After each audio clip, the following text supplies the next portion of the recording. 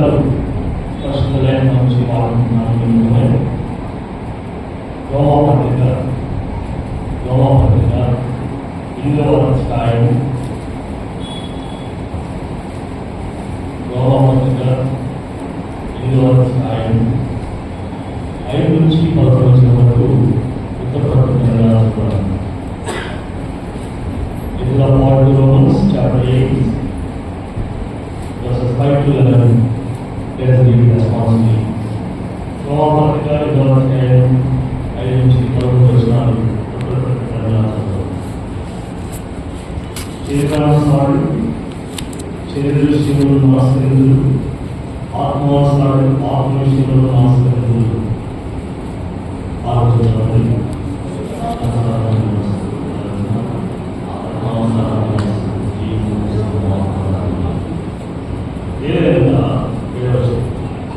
వినాశాలమైన మనస్సు దేవుడు విరోధమైనది. అది దేవుడు ధర్మశాస్త్రముకు లోబడదు, ఎంత మాత్రము లోబడలేదు.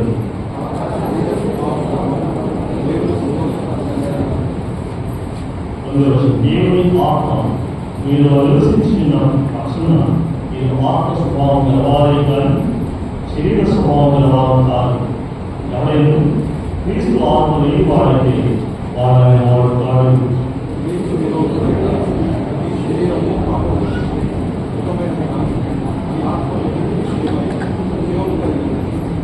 పదకొండవ వచనం అందరం తెలుస్తుందా?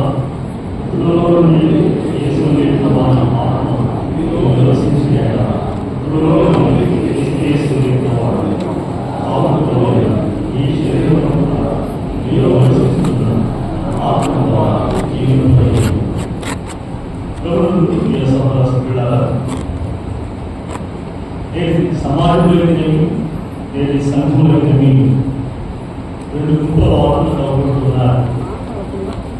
అయితే ఈ యొక్క లోకంలో తాను సాగుతున్నప్పుడు ఇది విస్తృత జనాలను కలిగి ఉంటుండగా సంఘము సమాజాన్ని దేవుడు గమనిస్తున్నాడు, దేవుడు గమనిస్తున్నాడు. అయితే దేవుడు అందరినీ అంతటా రక్షించాలని ఆ ప్రభువు కోరుగా కలిగిన వాడు ఉన్నాడు. అలాగే అందరూ కూడా దేవుని మహిమాత్మగా జీవించాలని, అందరూ కూడా నిత్య జీవులు పొందాలని, అందరూ కూడా ఆత్మ శాంతి కలిగి ఉండాలని, అందరూ కూడా పరలోకార్యం చేయాలని దేవుని యొక్క బృహత్తరమైనటువంటి ప్రణాళిక. అందునిమిత్తమై దేవుడు తన ఆత్మ ద్వారా తాను ఏర్పరుచుకున్నటువంటి సేవల ద్వారా తాను విడుదలచేసినటువంటి పరిశుద్ధ లేఖనం ద్వారా మనతో మాట్లాడుతూ ఉంటాడు. ఇది వాక్యాన్ని మనం పలు పర్యాయాలు వింటున్నటువంటి నిలబడుతున్నటువంటి చదువుతున్నటువంటి వాక్యాన్ని మనం గ్రహించి లేకున్నట్లయితే మన జీవితాలకు ఎంతో అది ఆశీర్వాదకర. అలాగే ఇంకా భాగం మనం గమనించినప్పుడు రెండు గుంపుల వారు మనకు కనబడుతున్నారు. ఏమి స్థానిక సంఘంలో ఏమి సమాజంలో మీరు ఒప్పుకుంటూ ఉంటారు. వారి శరీరానుసారుడు ఆత్మానుసారుడు. ఈ ఆత్మానుసారుడు శరీరానుసారుడు అనే విషయాన్ని మనం ఒకసారి గమనిస్తున్నప్పుడు స్కూల్లో ఎగ్జామ్స్ రాసినటువంటి వారు, కాలేజీలో ఎగ్జామ్స్ రాసినటువంటి వారు తెలుసు వాటికి తేడాలు ఏంటి, వాటి ఉన్న భేదాలు ఏంటి రాయండి చెప్తారు కదా. వాటి డిఫరెన్స్ బిట్వీన్ అని సోర్స్ చెప్తూ ఉంటారు.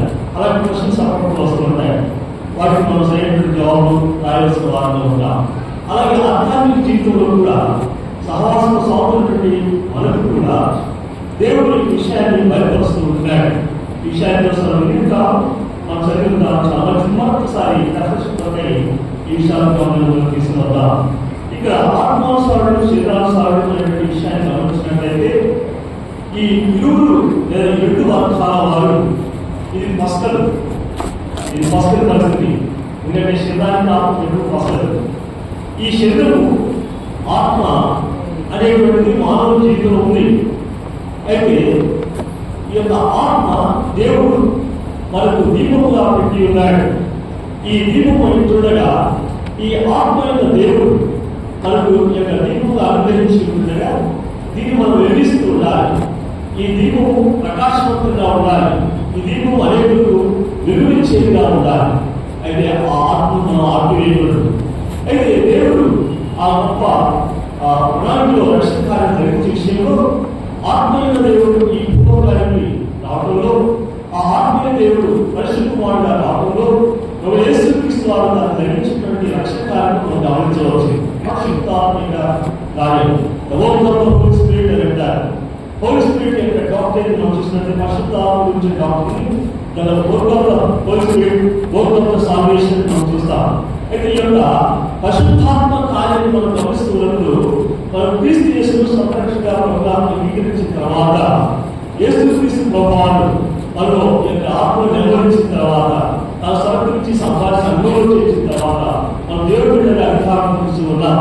అయితే ఆత్మ యొక్క దేవుడు ఏం చేస్తున్నాడంటే మనతో ఎదురు ఉన్నాడు, మన మధ్యలో ఉంటున్నాడు. అయితే మనం అపోస్తల కార్యంలో రాసినటువంటి రెండవ అధ్యాయంలో రాకుండా రాసినట్టాడు, మీరు పాపక్షమాపణ నిమిత్తం మారు విషయంలో బాప్తిసం పొందండి, అప్పుడు పరిశుద్ధాత్మను వరదూరు. అంటే gift of the holy spirit మనం చూస్తాం, పరిశుద్ధాత్మ వరాన్ని పొందుతాం. అయితే చూసినట్లయితే you are sealed by the spirit of God. అయితే మీరు దేవుడి ఆత్మ చేత ముద్రింపబడింది అని అక్కడ చెప్పబడుతుంది. కాబట్టి ఈలాగా ఆత్మ చేత మనం ముద్రించబడ్డ పరిశుద్ధాత్మ వరపూజ, పరిశుద్ధాత్మ కార్యం జరిగింది. తర్వాత మనం ప్రచారమైన పాపం విడిచిపెట్టి యేసుక్రీస్తు సంరక్షణ అంగీకరించాం. క్రీస్తు మన పాపం చేసి రక్షించాడు, తన విధంగా చేస్తున్నాడు. కాబట్టి మనం దేవుడి ఆత్మ చేత ముద్రించబడ్డాం. ఆత్మ వరకు పెడతాం. దేవుడు ఆత్మ ఆ దేవుని ఆత్మతో సత్యంతో మనం ఆరాధిస్తూ ఉన్నాం. ఇక్కడ మనం చక్కగా రాయబడింది. కాబట్టి మనం అందరూ కూడా మనం పాల్గొని గురించి ఆరాధించాం. మీకు మనం యేసుక్రీస్తు వాటిని జ్ఞాపకం చేసుకుంటూ వచ్చాం. అయితే ఇలా సాగుతూ ఉంటుండగా ఈ విస్తృత జనాలైనటువంటి స్థానిక సంఘంలో, విస్తృత జనాలైనటువంటి సమాజంలో ఈ ఆత్మానుసారులు శరీరానుసారులు ఉన్నారు. ఈ ఆత్మానుసారులు శరీరానుసారులు ఉన్నారు. అయితే వీరి పరిస్థితి మనం గమనిస్తున్నట్లయితే ఈ శరీరానుసారైనటువంటి వారు ఏం చేస్తున్నారు చూడండి. శరీరానుసారుడు ఆలోచన శరీర విషయంలో నమస్కరించు అన్నాడు. శరీర విషయం మాత్రమే నమస్కరిస్తారు. So they have their mind upon their fleshly desires. ఈ యొక్క శరీరానుసారైనటువంటి వారు ఎలాంటి మనసు కలిగి ఉన్నారా అంటే వారి యొక్క శరీర వాంఛలు, శరీర కోరికలు తీసుకునేటువంటి శరీర విషయం మీదనే మనసులు ఉంచారు అనే విషయం అర్థమవుతుంది. ఈ శరీరానుసారైనటువంటి మనసు ఏమైంది అంటే మనం గమనిస్తున్నట్లయితే ఈ శరీరానుసారైనటువంటి మనసు దేవుడికి విరోధమైనది. శరీరానుసార మనసు దేవుడికి విరోధమైనది. ఎందుకంటే శరీర విషయం మీదే నమస్కరిస్తూ ఉంటున్నప్పుడు ఈ శరీరానుసార మనసు ఏ విధంగా దేవుడు సంతోషపెట్టలేరు, దేవుడు విరోధంగా ఉంటుంది. ఈ శరీరానుసారైన మనసు పెట్టినప్పుడు వారి యొక్క ఆలోచన విధానం ఎప్పుడు కూడా శరీర విషయంలో ఏమేమి ప్రణాళిక కలిగి ఉంటారో, ఏమేమి నెరవేర్చాలని ఆశిస్తూ ఉంటారో, ఎలాంటి ఉద్దేశాలు కలిగి ఉంటారో, హృదయంలో ఎలాంటి భగవంతులు ఉంటారో, వారి నెక్స్ట్ ఎలాంటి స్టెప్ తీసుకుపోతున్నారో వాటన్నింటినీ యోచిస్తుంది. నేటి సమాజంలో సంఘ సహవాసం ఉన్నా సరే, బయట సమాజం ఉన్నా సరే, విద్యార్థులు కాలేజీలో స్కూల్లో ఉన్నా సరే, ఆఫీసులో ఉన్నా సరే, ఎక్కడైనా సరే ఈ శరీరానుసారైనటువంటి మనసు శరీర విషయంలో అనుసరిస్తుంటారు కనుక దేవుని విరోధమైనది. అక్కడ మనం ఇంటికి వచ్చినట్లయితే ఇది దేవుని యొక్క ధర్మశాస్త్రం ఏమాత్రం కూడా లోబడదు. దేవుడి ధర్మశాస్త్రానికి లోబడదు. ధర్మశాస్త్రము అనగా చట్టము అంటారు. ఈ చట్టానికి ఏమాత్రం లోబడదు. చట్టము అయితే మనం గమనించినప్పుడు ఎవరికి చుట్టం కాదు. ఈ ఎవరైనా సరే నేరం చేస్తే చట్టం పరంగా ఆ యొక్క కార్యాలను తీసుకోవడం లేదా చట్టబద్ధంగా శిక్షించడం అనేది జరుగుతూ ఉంటుంది. కాబట్టి ధర్మశాస్త్రానికి లోబడలేదు, శరీరానుసారానికి వారు ధర్మశాస్త్రానికి లోబడలేదు. ఇది అవాటను భావిస్తాము. ఎన్నో వచ్చిన తర్వాత చూసినట్లయితే వారు ఏమాత్రము లోబడలేదు, తర్వాత ఏమాత్రము లోబడలేదు. So their attitude, their mindset and their plan, they cannot disobey, they cannot obey the Lord because they are having the disobedience always. వాళ్ళు ఏమాత్రము కూడా ఇలాంటి స్వభావం, ఇలాంటి మానసిక స్థితి ఏమైనా ప్రణాళిక కలిగించాలో ఏమాత్రం దేవుడికి లోబడలేరు. వారు అనుకోకుండానే వారు కావలసి దేవుడికి విరోధంగా అవిధేయత కలిగిన వారుగా ఉంటారు. ఏదో చూసినట్లయితే కాగా శరీర స్వభావం కలవారు దేవుని సంతోషపరచలేరు. ఈ యొక్క నేచర్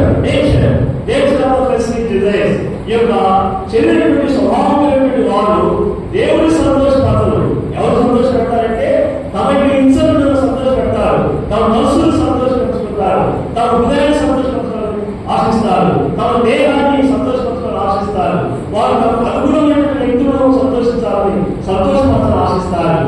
అయితే లోకస్తులు సంతోషపరచాలని ఆశిస్తారు. తమ వారిని ఎవరైతే శారీరకంగా జీవించాలని తన శరీరంతో నెరవేర్చాలని ఆశపడతారు, అలాంటి వారిని సంతోషపరచాలని ఆశపడతారు. కానీ ఏమాత్రం దేవుని వారు సంతోషపరచరు. అయితే మనం చూస్తాం. తర్వాత మనం గమనించినట్లయితే అక్కడ ఈ 9వ వచనంలో ఈ శరీరాసనటువంటి వారు క్రీస్తు ఆత్మ లేని వారు, they are not having the spirit of Christ because they are having the spirit of Satan indwelling in their heart and mind. వారు క్రీస్తు ఆత్మ లేని వారుగా ఉంటున్నారు.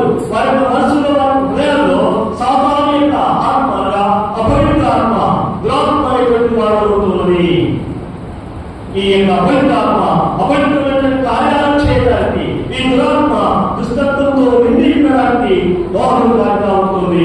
అట్టి కార్యాలు చేస్తున్నప్పుడు దేవుని విరోధంగా ఉన్న దేవుని బాధించే వారుగా ఉంటారు. తర్వాత గమనించినట్లయితే 11వ వచనంలో అక్కడ వారు సావుకులైనటువంటి వారు, శరీరాసమైనటువంటి వారు సావుకులైన వారు. What is the ultimate goal of their specific desires? అంటే వారు సావుకులో లేనటువంటి వారు. ఎందుకు ఇలా సావుకులో లేని వారు ఉంటారు?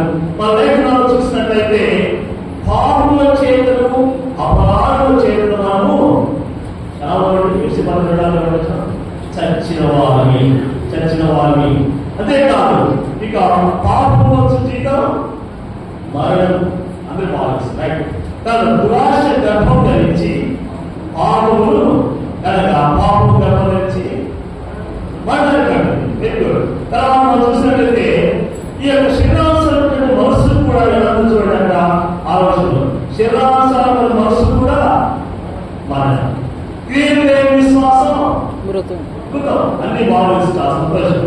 అయితే ప్రకటన గ్రంథం 3వ అధ్యాయంలో గమనించినప్పుడు అక్కడ మాట్లాడుతుంది, నీవు జీవించు ఉన్నావన్న పేరు మాత్రం ఉన్నది కానీ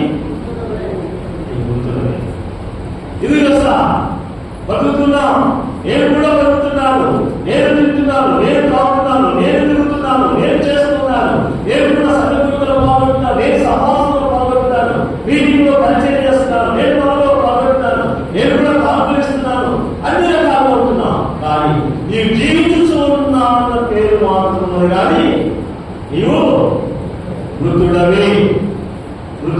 ఎందుకు తెలుసా?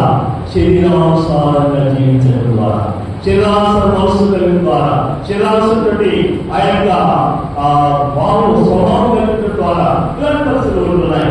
కాబట్టి వారు చావు లోనైన వారు అని ఇక్కడ రాయబడతా ఉంది. అలాగే 12వ వచనం చూసినట్లయితే శరీరానుసారంగా ప్రవర్తించుతూ ఉన్నారట. 12వ వచనం చూసినట్లయితే సమయం బట్టి సమయం భావాన్ని చదవలేదు. శరీరానుసారంగా ప్రవర్తించినట్టు మనం శరీరంలో దృఢస్థులం కావాలంటాడు.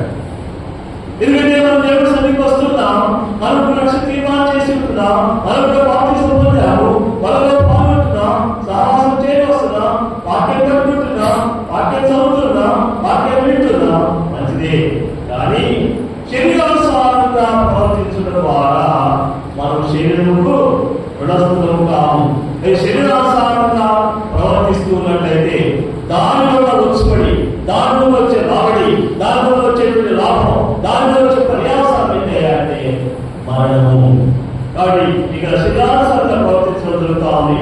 తర్వాత చూడండి, అక్కడే 13వ వచనం కూడా రాయబడుతుంది, శరీరానుసారంగా ప్రవర్తించిన వాడని ఎడల వారు ఏమైందట చావవలసి. గమనించండి, శరీరానుసారంగా ప్రవర్తించిన ఎడల వారు చావలసిన వాడు ఇందులో చూస్తున్నాడు. శరీరానుసారంగా ప్రవర్తించిన ఎడల కావలసిన వారి ముందులో అంటాడు. ఈ మాట విద్యనా మనం గమనిద్దాం. కొన్ని విషయాలు చూడండి. గలతీయులకు రాసిన పత్రిక 5వ అధ్యాయం, గలతీయులకు రాసిన పత్రిక 5వ అధ్యాయం 11 నుంచి 5 వచనాలు. శరీర కార్యములు స్పష్టమైనవి, అవేమనగా జాగ్రత్త, అపవిత్రత, కాముకత్వం, విగ్రహారాధన, అనుషాలు, దేశములు, కలహము, ఆశ్రములు, గౌరవములు, కక్షలు, వేదములు, విమోహములు, అసూయలు, మద్దతులు, అల్లరులు, విగ్రహాలు మొదలైనవి.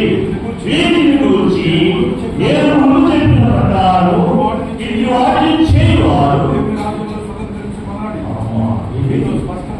దేవుని రాజ్యం సమర్థించుకోవాలని స్పష్టంగా అంటున్నాను. ఎవరి బయట చెప్పట్లేదు, వాటిని చెప్పట్లేదు, డౌట్ గా చెప్పట్లేదు. ఎవరుంటాడు? క్లియర్ కట్ గా సటన్లీ అని చెప్తున్నాడు. అనుమానంతో చెప్పట్లేదు, సందేహాలతో చెప్పట్లేదు, ప్రశ్నార్థం చెప్పట్లేదు, వీళ్ళు స్పష్టంగా చెప్తున్నాడు. ఎవరైనా ఏమన్నా ఇలాంటి వాటిని చేసేవాళ్ళు ఏమవుతారు? అక్కడ కావాల్సిన వాడే అన్నాడు. ఇక్కడ ఏమన్నాడు? దేవుని రాజ్యములకు వారు ఆసక్తిగా సమర్పించుతారండి. మీరు ఏమైనా చెప్పండి, నేనేమో చెప్పినా ఎవరైనా సరే ఇలాంటి వారు దేవుని రాజ్యాన్ని సమర్పించడం లేదు. అయితే మరి ఇంకా నువ్వు జాగ్రత్త చేసి ఉంటున్నావా? ఇంకా నువ్వు ప్రచారం చేస్తున్నావా? ఇంకా నువ్వు దేశంతో నిలుగుతున్నావా? ఇంకా నువ్వు గ్రహాలతో పట్టాలతో నిలుగుతున్నావా? గిరిగజాలు ఉంటున్నావా? ఇంకా నువ్వు మంత్రాలు ఉంటున్నావా? ఇంకా నువ్వు గౌరవం చచ్చిపోలేదా? ఇంకా నీలో కక్షలు కాకుండా ఉన్నాయా? ఇంకా నువ్వు వేదాలతో ఉంటున్నావా? ఇంకా నువ్వు యువతలతో అసూయతో ఉంటున్నావా? మద్దతులతో ఉంటున్నావా?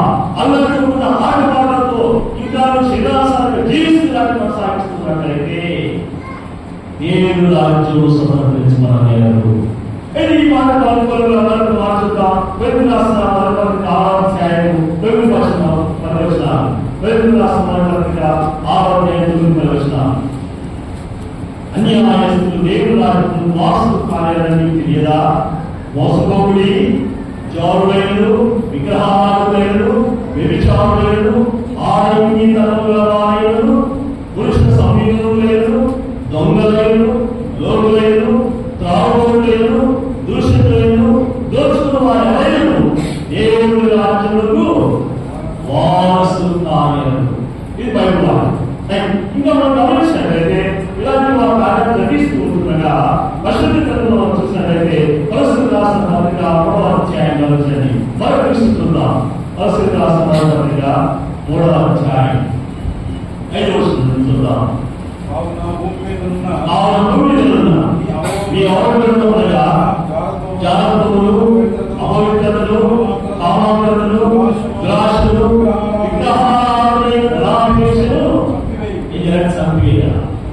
వీటిని ఇంకా నువ్వు బ్రతికిస్తా ఉంటే, నువ్వు వాటిని చంపుకున్నట్లయితే అవి నిన్ను చంపేస్తాయి. జాగ్రత్త.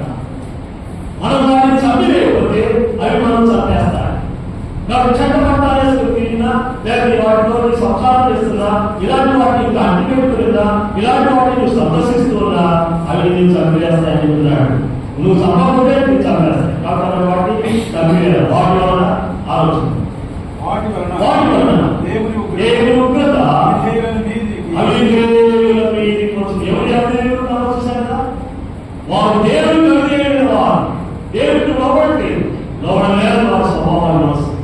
కాబట్టి వారు దేవుని అవిధేయుల ద్వారా దేవుని ఉగ్రత వారి మీదికి వస్తుంది. వారు కావలసిన వారు ఇస్తున్నారు.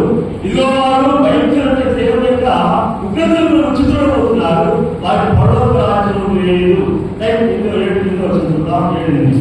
దేవుని పూర్వము వారి మధ్య జీవించినప్పుడు మీరు దర్శనించి నడుచుకోండి.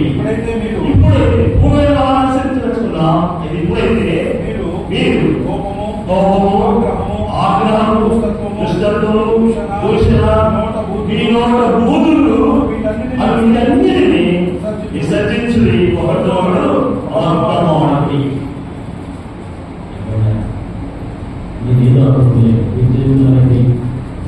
నోరు తెలిస్తే బూతులు, నోరు తెరిస్తే అబద్ధాలు, నోరు తెరిస్తే చెడ్డ మాటలు.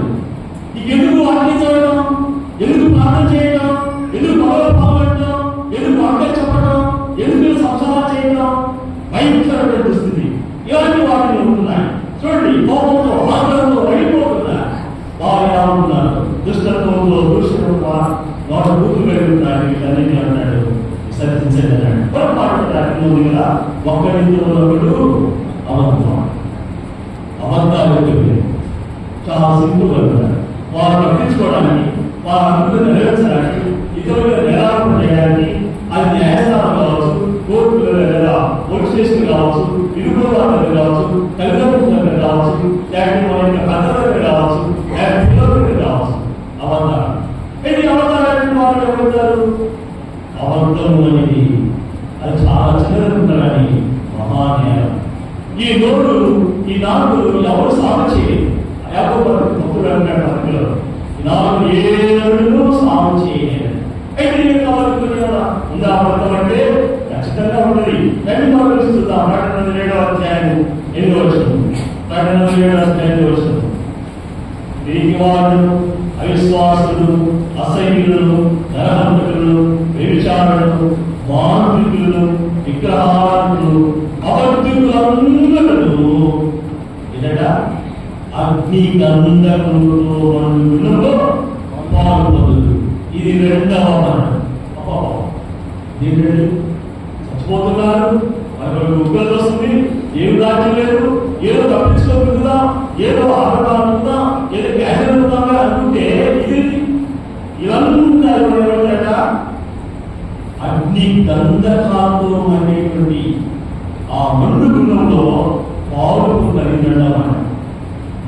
ద సెకండ్ అల్టిమేట్, ఈ యొక్క 2వ మరణం ఇదే వాళ్ళకి శిలాసన గమ్యం అవుతుంది. ఇలాంటి పరిస్థితుల్లో ఉంటున్నప్పుడు వాళ్ళు గమనిస్తున్నారంటే ఈ యొక్క భావాన్ని బట్టి ఈ విధంగా మనము ఈ యొక్క పాప శరీరం కలిగి సాగిపోతుంటే మన ఎంత బాధ వేదన ఉంటుందో, ఇంకా మనం సృష్టించిన సృష్టికర్త మనలో కలవలసిన ప్రారంభించిన యేసుక్రీస్తు వారు ఎంత బాధపడతాడో మనం ఆలోచించవలసిన వారిని ఇలా ముఖ్యంగా మత్తయి రాసిన సువార్త 15వ అధ్యాయం 12 నుంచి 20 వచనాలు. మత్తయి రాసిన సువార్త 15వ అధ్యాయం 12 నుంచి 20 వచనాలు. నోట నుండి బయటకు వచ్చినవి హృదయములో నుండి వస్తాయి. నోట నుంచి బయటకు వచ్చే బూతు మాటలు కానీ, చెడు మాటలు కానీ, ఇతర శాపనాలు కానీ, ఈ యొక్క అబద్ధాలు కానీ ఏం చెప్తున్నారా? ఆల్రెడీ హృదయంలో స్వరం చేస్తాయి. ఈ హృదయంలో నుండే బయటకు వస్తాయట. హృదయం నుండి ఇవే మనుషుని అపవిత్రపరచును అని దురాలోచనలు, వ్యభిచారులు, వేశ్యాగణములు, దొంగతనములు, అబద్ధ సాక్షులు, దేవదూషణలు, హృదయంలోని రాసులు, ఈ మనుషులు అపవిత్రపరచాలి. చేతులు కడుగుతారట, ఓరం చేయట మనుషులు చేతులు కడుగుతుంది. కడుగుతున్నానంటే అది మనుషులు వస్తుంది. కానీ ఈ హృదయంలో నుండి బయటకు వస్తున్నాయో, ఈ శరీరాలు ఏవైతే స్పష్టంగా కనబడుతున్నాయో, ఈ శరీరానుసారం ఏవైతే జీవిస్తున్నారో, ఇవన్నీ కూడా మనుషుల హృదయంలో వచ్చి వారు ఏ విధంగా విలువకున్నారో గమనిస్తున్నాం. ఇక్కడ చూడండి, వేశ్యాలు ఉన్నాయి, విషయాలు దురాచలు ఉంటున్నాయి, దొంగతనాలు ఉన్నాయి, అబద్ధ సాక్ష్యాలు ఉన్నాయి. అబద్ధ సాక్ష్యాలు ఇంకా ఏమంటాడు అక్కడ చూసిన దేవదూషణ. ఒక్కోసారి దేవుడు కూడా దూషిస్తారు. ఇది నాకే రావాలా, నా కుటుంబానికే రావాలా, మా పిల్లలకే రావాలా, మా తల్లులకే రావాలా, మా వారికే రావాలా, నాకే నిధి పట్టాలా అని దేవుడు దూషించేవారు ఉంటారు. అయితే ఈ దేవదూషణలు ఎక్కడికి వస్తాయి? దేవుడు నుండి వస్తాయి. ఇలా అనుకోవడం వల్ల ఈ యొక్క బయట దుస్తులో ఉన్నటువంటి మానవాళి తమ యేసుక్రీస్తు వారిని తెలుసుకుని నెరవేర్చుకునే చెరువు గురించి విషయంలో మనం ఆలోచన చేసుకున్నట్లయితే, దేవుడికి వ్యతిరేకమైన దాన్ని మనం తొలగించుకున్నట్లయితే దేవుడే మనం కలిసి కాపాడాడు. సమూహంలో కూడా 15వ అధ్యాయం చూసినట్లయితే ఆ విషయాన్ని రాసుకొచ్చాడు. దేవుడు చెప్పాడు, సౌకర్య నీవు వెళ్ళి ఏదైతే దేవుడికి ఆయాసకరమైనదో, ఏదైతే మీకు నష్టంగా కలగబోతుందో మీరు వారికి అమాయకులందరినీ కూడా పురుషులు స్త్రీలు వారి మీద కష్టపడు దాస్తాలు అందరినీ నిర్మూలన చేయండి చేస్తే ఆయన చేశాడు. అందరినీ నిర్మూలన చేయాలి కొన్ని చూచాడు. కాబట్టి మనకు కూడా ఏంటంటే మనం ఏవైతే మనకి బాధ పెట్టేది అవుతున్నాయో, ఏవైతే మనం దేవుడిని దుఃఖపెట్టేది అవుతాయో, ఏవైతే సంఘాన్ని ఆ యొక్క సంఘాన్ని చెడబెట్టే చేయగా ఉంటాయో, ఏవైతే మన కుటుంబాన్ని మన ప్రజలకు మన ప్రజలకు పిల్లలకి ఏదైతే అవమానకరంగా దేవుడికి ఏదైతే ఆయాసకరంగా ఉంటాయో వాటన్నిటిలో తీసేయాలా, వాటన్నిటి నిర్మూలన చేయాలి. మన సమయమన్నాడు ఈ యొక్క సమయంలో నిర్మూలన చేయమంటాడు. అలా ఉంటుండగా వారందమైనటువంటి దాసులు అంత అందం అంటే గుడితనం. ఎందుకంటే మనుషులు మనకు గుడ్డితనం చేస్తున్నాడు. అంతమైనటువంటి మనసులు కలిగినటువంటి వారు ఉంటున్నారు. వారు హృదయ కాఠిన్యం కలిగిన వారు ఉంటున్నారు. వారి అజ్ఞానంతో ఉన్న వారు ఉంటున్నారు. వారి జీవనాన్ని వేరుపరచడం వారు ఉంటున్నారు. ఇంకా వారు సిగ్గు లేని వారు ఉంటున్నారు. అపవిత్రత కాపులతో ధరించే వారు ఉంటున్నారు.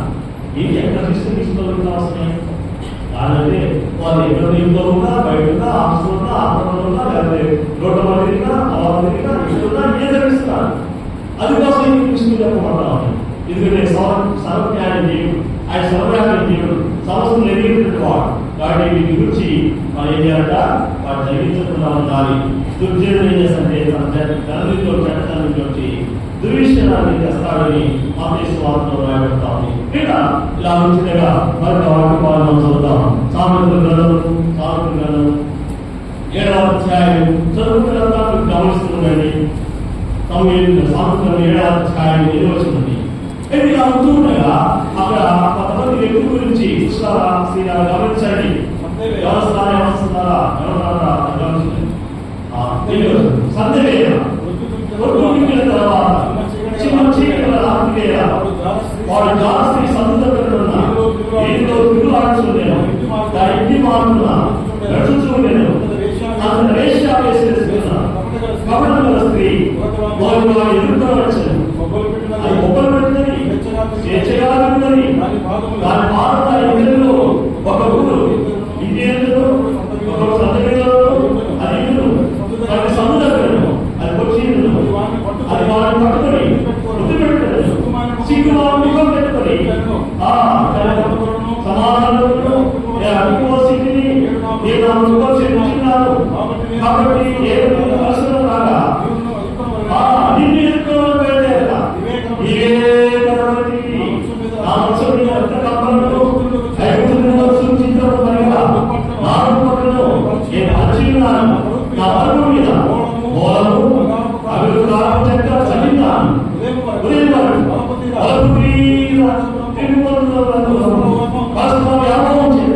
చాలా సంతృష్టి ఆ పురుషుడు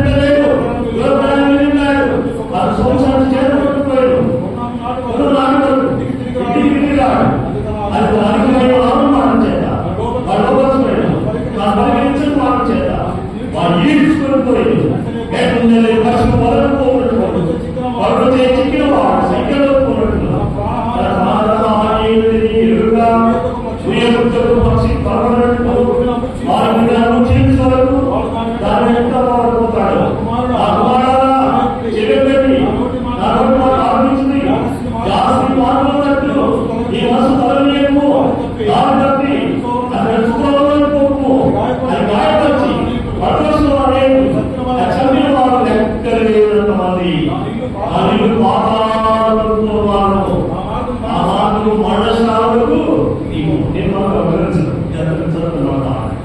కాబట్టి దయచేసి గమనించండి. ఇలాంటి పరిస్థితులు ఉంటున్నాయి.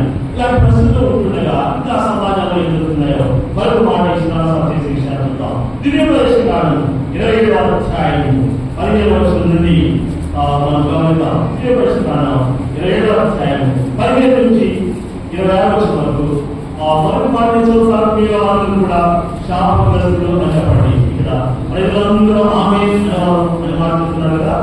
15వ అధ్యాయం 15వ వచనం. యెహోవాకు హేతుగా శిల్పి చేతితో వచ్చిన విగ్రహాన్ని కానీ మోత విగ్రహాన్ని కానీ ఉంచువాడు అందరూ చెప్పండి, శాపగ్రస్తుడు. అందరూ శాపగ్రస్తుడు. చదువుతారు. తన తల్లిదండ్రులు నిర్లక్ష్యం చేయవాడు శాపగ్రస్తుడు. అదే తన పొరుగు వారి సగటు రాయి తీసివేవాడు శాపగ్రస్తుడు. అదే గుడ్డి వారి చోటు రప్పించేవాడు శాపగ్రస్తుడు. అందరూ పరదేశమే కానీ, తండ్రి లేని వారికే కానీ, విధవరాలకే కానీ న్యాయం తీర్చేవాడు శాపగ్రస్తుడు. ఇదే వచ్చింది. తన తండ్రి మాటలో క్షేమించేవాడు, తన తండ్రి చోట విప్పినవాడు శాపగ్రస్తుడు. ఇదే వచ్చింది. ఏ జంతువుతో క్షేమించేవాడు శాపగ్రస్తుడు. తన సహోదరుతో అనగా తన తండ్రి కుమారుతో కానీ, తన తండ్రి కుమారుతో కానీ క్షేమించేవాడు శాపగ్రస్తుడు. తన అత్తతో క్షేమించేవాడు శాపగ్రస్తుడు. చావును తన పొరుగువాన్ని కొట్టువాడు శాపగ్రస్తుడు.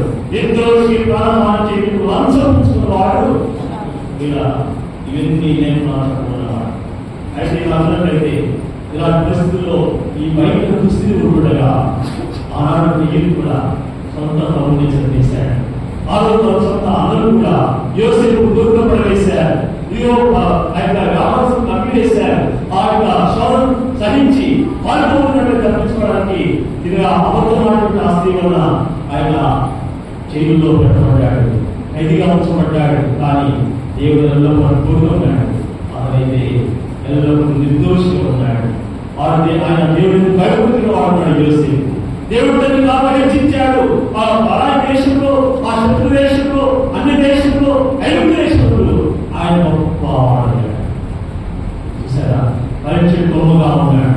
ఇలాంటి యోసేపు గురించి మనం గమనిస్తాం. అలాగైతే మన పరిస్థితులు ఎలా ఉన్నారు? అయితే సంవత్సరం ఉన్నాడు. దేవుడి యొక్క ఆత్మ వెళ్ళవాడి, దేవుడి చేత నింపబడిన వాడు, అభిషేకపడిన వాడి. కానీ దేవుడి విధంగా ఉన్నాడు. ఐదు అక్కడ నిలిలాలో ఎల్లరూ వద్దన్నారు కూడా ఆ యొక్క పిలిస్తే స్త్రీతో వివాహం చేసుకోవడం ఇష్టపడ్డాడు. ఆ వేసి దగ్గరతో వెళ్ళాడు. ఏమైపోయాడు? తన బలం కోల్పోయాడు, తన పళ్ళు కూడా వెలిగాడు, తిరిగి విసిరివాడయ్యాడు, చివరికి చచ్చిపోయాడు. ఇలాంటి విషయాలు ఎన్నో ఉంటున్నాయి. అయితే లేకుండా మనం గమనిస్తున్నట్లయితే చూసి ఎన్నిసార్లు గర్దించినను లోబడిన వాడు తిరుగు లేకుండా హఠాత్తుగా నాశనం. ఎన్నిసార్లు గర్దించినను లోబడిన వాడు మరి తిరుగు లేకుండా సరే, స్త్రీగా సరే, ఎవరు సరే, ఎవరైనా సరే వాడు హఠాత్తుగా నాశిస్తారు. అపోస్తులైనటువంటి అపోస్తుల కార్యం నాకు లూకా రాసినటువంటి అపోస్తుల కార్యం కూడా దేవుడు చూస్తున్నట్లయితే ప్రవర్తన మాట విననివాడు ప్రజలలో ఉండకుండా సర్వనాశనమవుతున్నాడు. కాబట్టి దేవుడి యొక్క సేవకుల మాట వినకుండా, దేవుడి యొక్క మాట వినకుండా, దేవుడి సేవకు మాట వినకుండా, సంఘంలోటువంటి దేవుడి ఆత్మలో పెద్ద చిన్న మాట వినకుండా ఎవరైతే వారు తిరుగుబాటు చేస్తుంటారు, వినకుండా ఉంటారు, నడిచి పెడతారు, వారు ప్రజలు మహాను సర్వనాశనం అవుతారు. ఇలాంటి పరిస్థితుల్లో ఉన్నాయి. శ్రీకాసం గురించి ఆత్మాసం గురించి చూసి ఆత్మాసం గురించి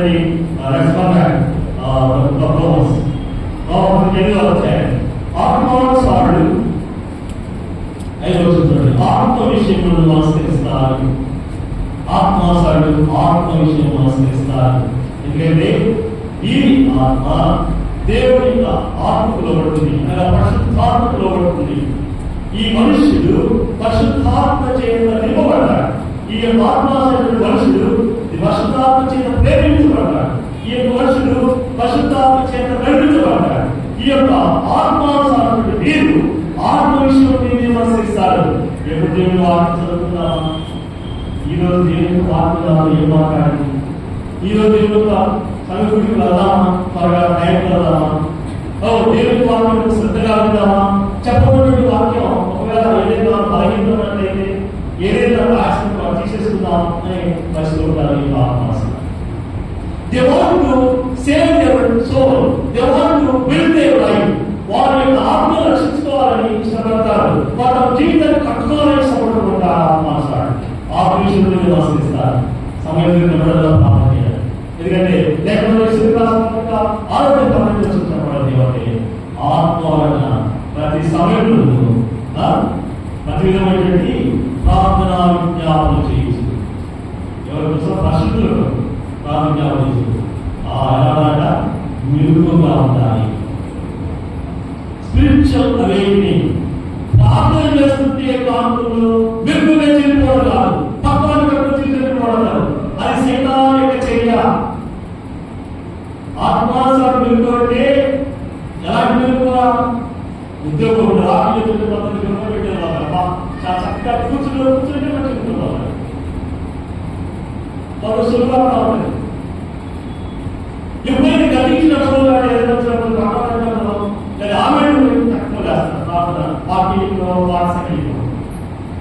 అది ఏంటంటే సాధారణ నీలో ఉన్నట్టుగా సాధారణ రూపంగా ఏం చేస్తుంది, దూరం చేస్తుంది. కానీ ఆత్మానుసారైనటువంటి మనసు కలిగినటువంటి వారు, ఆత్మానుసారైనటువంటి మీరు ఆత్మీయులను నమస్కరిస్తారు. నేను ఎప్పుడు దేవుడు వాక్యదా, ఎప్పుడు దేవుడు వాక్యం ధ్యానం చేయాలా, దేవుడికి వాక్యంలో నా జీవితానికి ఏదైనా వెలుగుదల ఉందా, దేవుడి గురించి నేను ఎలా తెలుసుకోవాలి, ఇదిగో ఆత్మానుసారైనటువంటి వారు ఏ విధంగా బలపరచాలి, ఆత్మానుసారైనటువంటి వారిని ఎలా ఉపయోగపడాలి, ఆత్మానుసారైనటువంటి వారిని ఎలా ఆచరించాలి, ఆత్మానుసారైనటువంటి వారు జీవిస్తూ వాళ్ళందరూ కలిసి పెట్టిన సహాసంలో ఎలా ఆశీర్వదించబడాలి అనేది ఆత్మానుసారుడు ఆత్మీయులు నమస్కరిస్తూ ఉంటారు. లేదా ఆత్మానుసారైనటువంటి ఆ మనస్సు ఎలాంటిదో చూడండి. ఆలోచన జీవములు సమాధానమైనది. ఆత్మానుసారమైన మనస్సు జీవములు సమాధానం, మరణము. ఆత్మానుసార మనస్సు మనకు జీవములు సమాధానం, మమ్మల్ని జీవాన్నిస్తుందండి, మనం తగ్గిస్తుందండి. అంతేకాదు నీవు మానసికంగా ఆందోళన అవుతున్నావా, ఉదయంగా అవుతుందా, ఈ దేవుడు ఎలాంటి మనసు అవుతుందా, దేవుడు చేస్తాడు కదా. ఆత్మానుసారమైన మనసు జీవించే కాక సమాధానం చేస్తుంది. ఈ సమాధానం కలిగించడానికి కోసం యేసుక్రీస్తు వారు లోకానికి వచ్చి ఏం చేశారు, తన శిలువను చేసి తండ్రితో సమాధానం వచ్చాడు. ఒకరు దూరంగా ఉంటే యేసుక్రీస్తు వారు చేశారు, తన రక్తం ద్వారా ఏం చేశామని సమీపస్తులుగా చేశాడు. సమాధానం. ఇలా దాని దిగులు చూస్తూ ఉన్నట్లయితే గతంలో ప్రార్థన చేసిన దేవుడికి ఏ మీరు తగ్గించాడు, నేను ఏ విధంగా ఆశీర్వదించాడు విషయాన్ని బట్టి తిరుగు రాష్ట్రంలో 4 నుంచి 7 చూసినట్లయితే ప్రతి విషయం దేవుడికి చేయండి. అప్పుడు సమస్త జ్ఞానం నుంచి దేవుడి యొక్క సమాధానం యేసుక్రీస్తు ద్వారా మీ హృదయంలో కావాలి. ఇలా సాగిపోతున్నట్లయితే మనం ఎంతో క్షేమంగా అలాగే ఎందుకండి ఈ ఆత్మానుసారమైన జీవన సమాధానంగా ఆ 9వ వచనంలో గమనించినట్లయితే దేవుని ఆత్మలో నివసించిన మీరు ఆత్మ స్వభావం గలవారు కానీ శరీర స్వభావం గలవారు. దేవుని యొక్క ఆత్మ మనలో నివసించినట్లయితే the Spirit of God indwelling in us will have the nature of God. Will have the nature of the Holy. Okay, మనము ఈ యొక్క ఆ దేవుని యొక్క ఆత్మ మనం నివసించినట్లయితే మనం ఆత్మ స్వభావం కలిగిన ఉంటాం, దేవుని యొక్క స్వభావం కలిగిన వారు ఉంటాం, క్రీస్తు చేసిన సారూప్యంలో మార్చబడతాము. ఇది ఒకవేళ ఎవరైనా క్రీస్తు ఆత్మ లేని వాడు క్రీస్తు ఆత్మ లేకపోతే క్రీస్తు చేసుకునే మనసు లేకపోతే ఆయన వాడతాడు. మరి క్రీస్తు మనసు ఏంటి?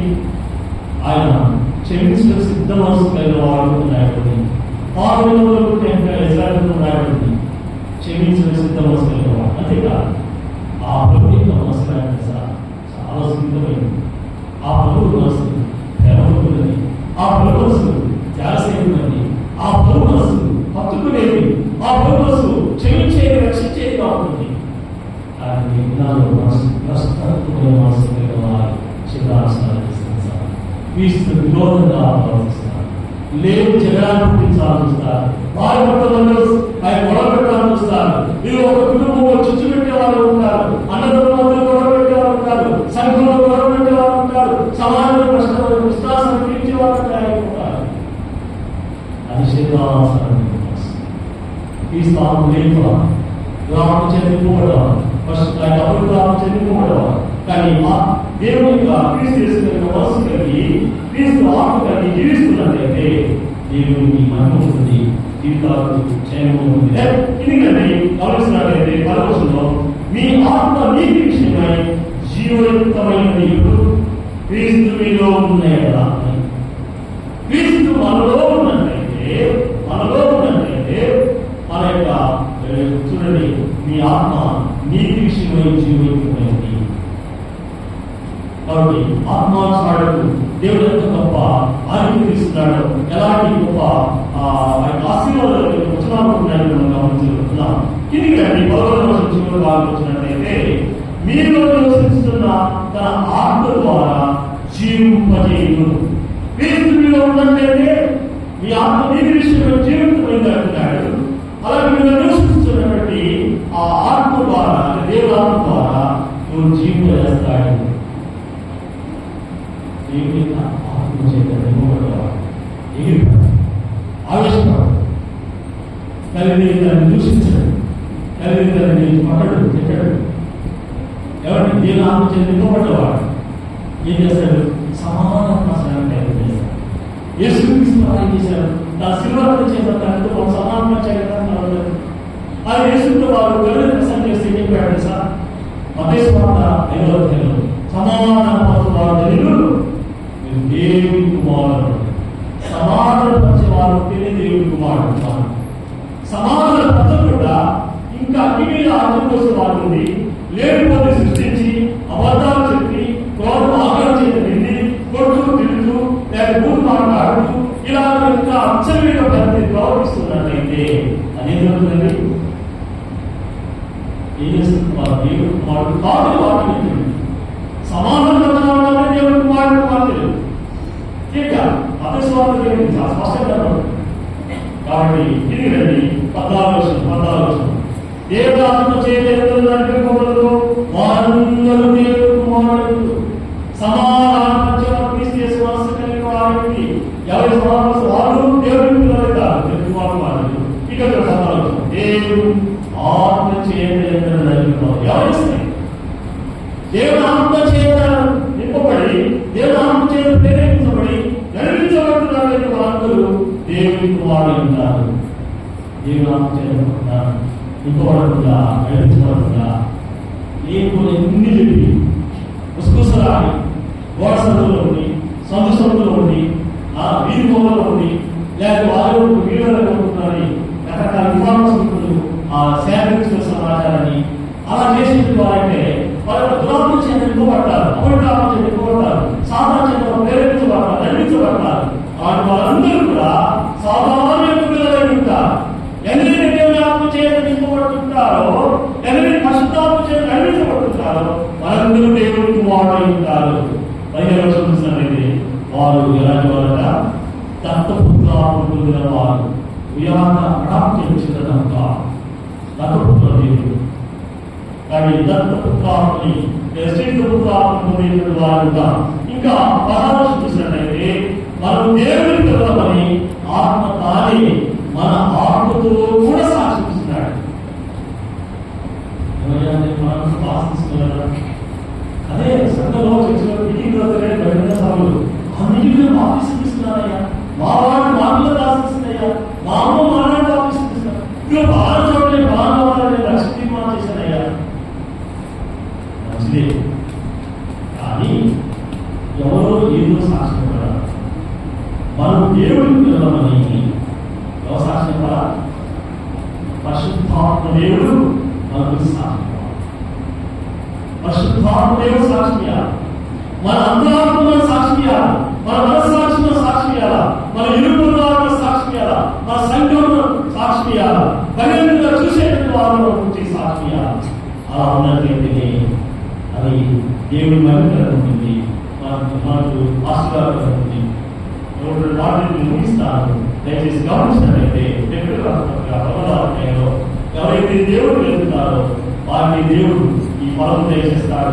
ఎవరైతే దేవుడు దాసుకుంటారో వారికి వచ్చేటువంటి ఫలం ఏంటంటే పరిశుద్ధత ఫలం, దాని అంతా నిత్య జీవంగా ఉంటుంది. దాని యొక్క సామర్థ్యం చూస్తాను. బంగారు అపరిచితండి ప్రభువుల కలిగేటువంటి మార్గం అని మనం రాస్తాయి. కాబట్టి రాష్ట్రంలో మనం చూస్తున్నా 5వ ఏడవ చూస్తే శరీరం చేసినటువంటి వాడు నా శరీరం నుండి ఏం చేస్తాడు? క్షయమయ్యే పంటలు వస్తాడు. ఆత్మను బట్టి వాడు ఆత్మను నిత్య జీవనటువంటి పంటలు వస్తాడు. ఆత్మను విడితే ఆత్మ పంటలు వస్తాయి, శరీరం విడితే శరీరం పంటలు వస్తాయి. నువ్వే విత్తనాలు ఉంటే అయ్యే మొక్కలు వస్తాయి, ఏ మొక్కలు ఉంటే అదే ఫలితాలు వస్తాయి. చింత చింతకాయలు వస్తాయి, వేప చెట్టు వేపకాయలు వస్తాయి, మామిడి చెట్టు మామిడికాయలు వస్తాయి. ఏం వస్తాయా? శరీరాన్ని ఇస్తే వాటి ఫలాలే ఉంటారు. ఆత్మానుసారం జీవిస్తున్నట్లయితే దేవుడు వాటి ఫలాలు ఏం చేయాలంటే చూపిస్తున్నట్లయితే దేవుని పాదేశంలో జీవవృక్ష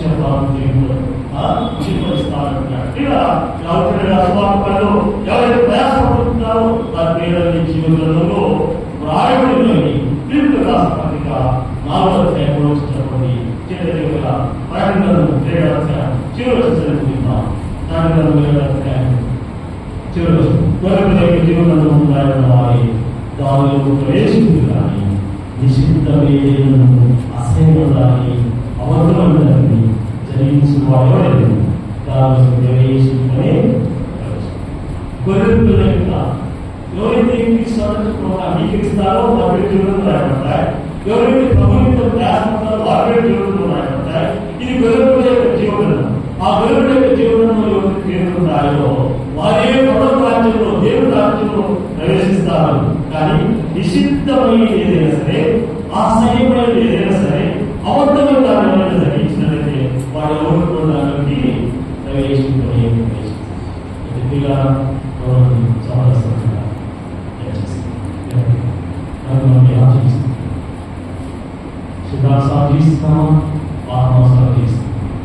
శివాసనం